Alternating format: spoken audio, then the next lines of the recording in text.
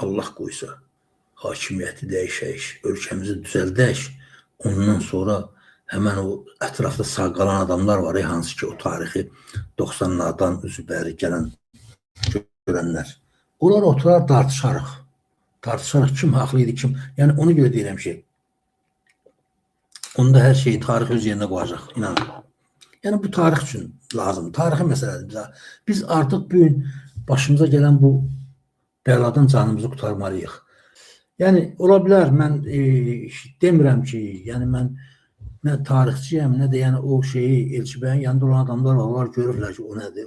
Ona görə deyirəm tarixin öhdəsinə buraxaq. Allah qoysa sağlıq olsun. Gələr zaman biz onda hamısının qiymətini verərik. Hər şeyi öz yerinə qoyarıq. Ən azından mən ağalar bir şeyi yadınızda saxlayın. Əgər bir prezident ki, Elçi bəyi deyirəm, bir prezident ki, uşağına ayaqqabı almaq, bu faktdır, bu uşağına ayaqqabı almaq üçün maaşını gözləsin.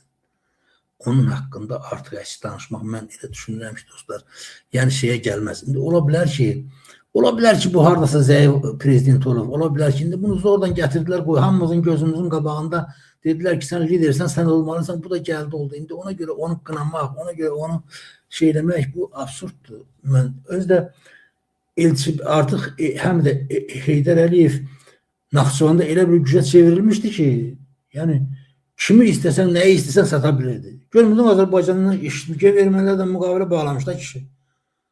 Addelin dövlət kimi vermələrdən müqavilə bağlamış, atəşkəs elan eləmişdi. Yadınızdan çıxıb bu.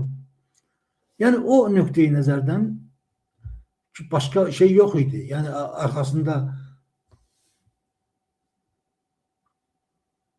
deməli, o vaxt deyir, biz eşitdik ki, Heydər Əliyev cəbhəçilər Elçi bəyə xəbər göndərib, Heydər burada bizə imkan vermir, öz adamlarını gətirir vəzifəyə və İskəndər Həmidov gedir. Bəli, deyim də sizə, o vaxtı Heydər Əliyev, bəs ona görə deyirəm, Heydər Əliyev gəldi, bəs bizim insanların çoxu Heydər Bakıya gələndən sonra, məsələn, deyək ki, Əli Kərimlinin özü də dedi ki, qal işdə getmə və yaxud da Allah rəhmət eləsin, Məmməd İsmail dedi ki, kişi mən sənə şey eləmirəm, qal işdə falan qalmadı. Bilirsiniz niyə?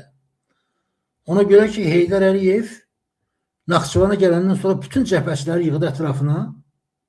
Bax, hərəsinə də bir vəzifə verdi və hamısını ləşələdi.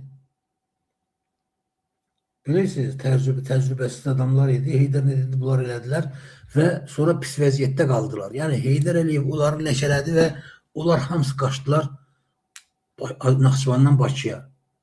Yəni, qaçdılar və artıq Bakıda hamı bilirdi ki, Heydər Əliyev cəbhənin düşmənidir və onunla işləmək olmaz.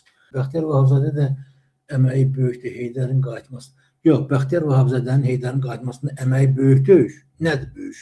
Bəxtiyar Vahabzadənin sadəcə olaraq Bəxtiyar Vahabzadə dostlar, əhval adam idi, şair idi. Yadınızdadırsa, televiziyanın qabağında Rus generalının üzünə tüpürmüşdü. Güllələyirdilər onu, qabağını kəsdilər, sonra başı saldılar ki, bəs bu kimdir?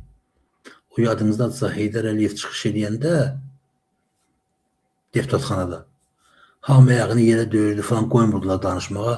Onda bu dözənmədi. Yəni bu yaxşı hərəkət deyil, kişi hərəkəti deyil. O nöqteyi nəzərdən. Yəni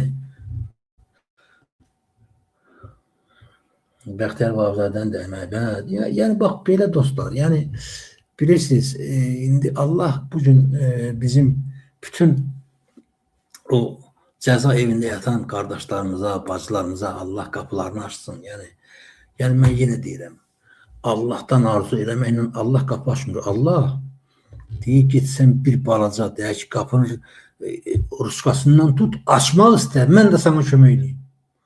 Yoxsa Allah onun qapısını geyib özə açamazsa ki, Allah gözə görünməz bir qüvvədir. O sadəcə sana mənəvi güc verir ki, sən biraz özünün gücün var, biraz da sana mənəvi güc verir ki, sən o qapının ruskasından tutan kimi qapını da artıq çıxardırsan. Yəni bu deyimin mənası budur.